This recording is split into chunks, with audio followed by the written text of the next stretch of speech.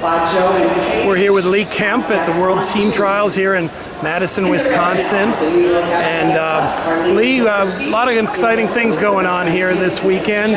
One of them was the '79 World Team Reunion. And that was the World Championships that you went with a bunch of great guys. Team took second. You won a gold medal. Tell us about the ability to get together with your old teammates and share a good time together and remember that part of their lives. That was awesome. You know, it's awesome that USA Wrestling took the time to bring back and honor some of the older wrestlers, older champions.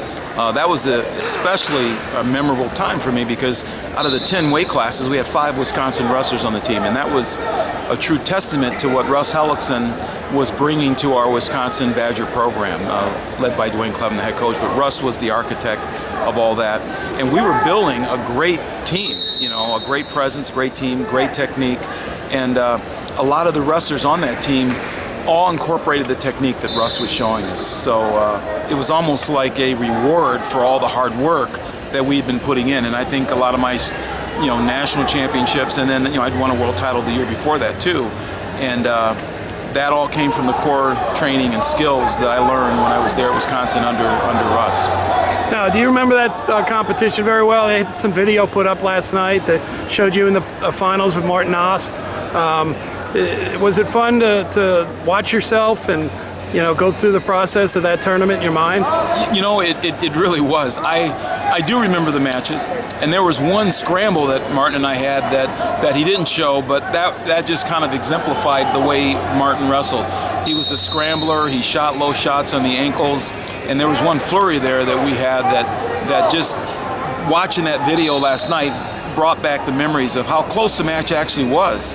But it was great. It was a great experience. 1979 seems like a long time ago. A lot of these younger wrestlers, they 79. That long time ago. Yeah. I wasn't even born, obviously, then. So, but I think when you bring the youth close, right up front and close to our history, that's what'll make us stronger as a country.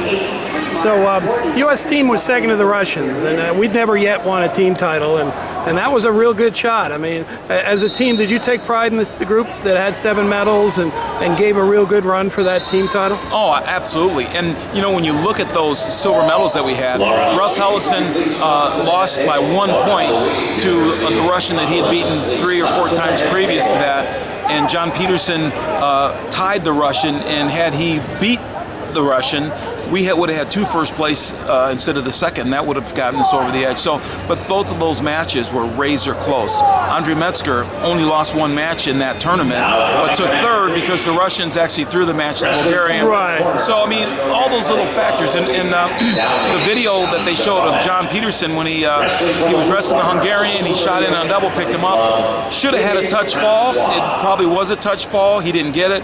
He beat him handily, but had he got the touch fall, that would have given us the edge. So there are a lot of little things that could have gotten us over that hump. We could have won that team title. When people think of '79, they also think of '80. This group of athletes were #1 going into an Olympic year and didn't get the opportunity in because of the Afghanistan invasion and the boycott of the Moscow Games. And you were one of the ones that didn't get the Olympic opportunity from that team. Some did. Does you think about that situation too when you get together with a few of the guys that had to go through the next year's experience? Yeah, I absolutely do. 1980 is, I even hate admitting this, but I'm bitter over it still. It bothers me. I know psychologically I need to let that go because it's not real healthy, but it does bother me because I had put so much into that, and not just me, all of us. I look at all the team members there. Every one of them had a legitimate shot of being gold medalist in the Olympic Games in 1980, not just me. But we all put so much into it, and have it just taken away. It would have been easier for me to accept had it been something like getting beat, maybe, or even an injury. I mean, that you can understand.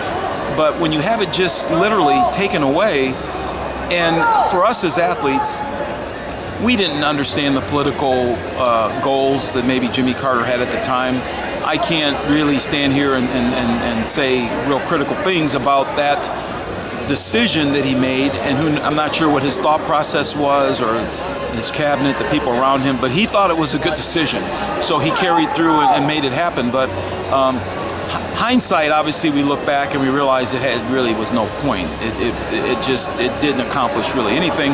And what it accomplished was it screwed up the next 4 years. Right. In LA, the Soviets and their allies didn't come. So for me as an athlete, I wanted to be the best, and to have it taken away in 80, and then to think, okay, I'm going to train through 84, and then to have word of the boycott happening in 84. I'm not making any excuses, but it was really difficult mentally to train, knowing that it wasn't going to be a full Olympics with there either, you know. So it was just all the way around a bad experience, and I still feel bitter about it. Can't really understand. In fact, to try to make some light of it, sometimes I remember specifically prior to 1980, I felt so confident I was going to be an Olympic champion through some close friends, circles. Right. I would say the only way I'm not going to be an Olympic gold medalist in 80 is if they cancel the Olympic Games, and I'd walk away. That's ironic. And I felt like, I mean, that's the confidence I had. I was so, there was nothing was going to stop me. And then we didn't have the Olympic Games, so I felt like I jinxed the Olympic Games for everybody. Yeah, sure. That's crazy. So Madison, I mean, we're here in the big wrestling opportunity. The reunion obviously came about because of the home base of the Madison athletes. Talk about your experience when you competed and trained here and had the opportunity to attend college here and you know, build part of your life here in Madison. Well, the first thing I'll have to say is what a beautiful weekend. So people who came here for, you know, maybe visiting Madison for the first time, and to see the beauty of the Madison, just the city of Madison and the lakes, and the campus is right on the lakes. That was one of the things I remember most about living in Madison, being in college. It was just such a beautiful place to live and train. Great education. It's a first-class university. I felt happy that I had a chance to go to a Big Ten school. I felt extremely happy to be part of a program that was on the move.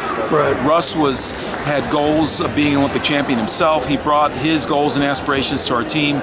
He started to develop guys like me, like Jim Haynes, like Jack Reinwan, Lauren Susi, the Petersons that then used to train there because he lived close by. Right. So it was, and Andy Ryan, of course, he made the Olympic team, was a silver medalist.